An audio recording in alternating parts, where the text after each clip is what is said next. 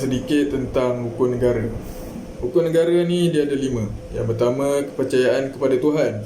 Yang kedua, kesetiaan kepada raja dan negara. Yang ketiga, keluhuran perlembagaan. Yang keempat, kedaulatan undang-undang. Yang kelima, kesopanan dan kesusilaan. Okey, yang pertama apa yang saya dapat tahu daripada pendapat saya lah, apa makna-makna di sebalik setiap rukun-rukun ini. Yang pertama, kepercayaan kepada Tuhan.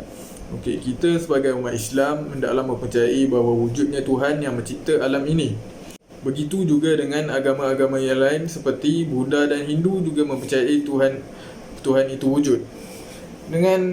Dengan adanya perasaan bahawa Tuhan ini wujud, maka sedarlah diri bahawa kita diperhatikan setiap masa apabila ingin melakukan sesuatu yang mungkar.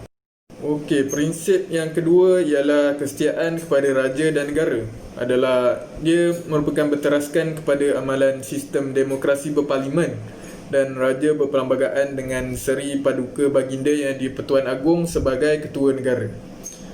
Selaras dengan kedudukannya di Pertuan Agong juga sebagai raja, mengikuti perlembagaan, sistem beraja juga diamalkan di setiap negeri dan yang di-Pertua Negeri bagi negeri-negeri yang tidak beraja. Okey, seterusnya prinsip yang ketiga adalah keluhuran perlembagaan. Okey, melalui keluhuran perlembagaan ini kita mestilah memartabatkan perlembagaan Malaysia yang telah ditetapkan negara agar negara kita tidak goyah dengan anasir-anasir jahat. Okey, semua keputusan-keputusan yang dibuat oleh ahli parlimen hendaklah berdasarkan daripada perlembagaan Malaysia yang telah dibuat satu ketika dahulu. Okey, prinsip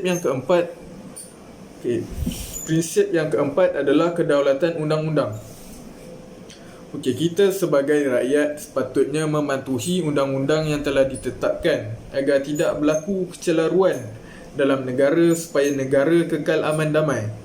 Dengan ini kita hendaklah mematuhi undang-undang yang telah ditetapkan oleh negara kita supaya tidak berlakunya persengketaan di antara kita. Yang kelima adalah kesopanan dan kesusilaan.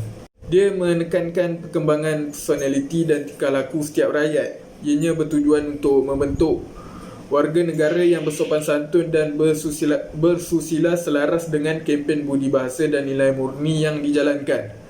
Kita sebagai sebuah negara yang berbilang bangsa hendaklah saling menghormati di antara satu sama lain dan memahami tentang agama-agama lain dan juga bangsa-bangsa lain.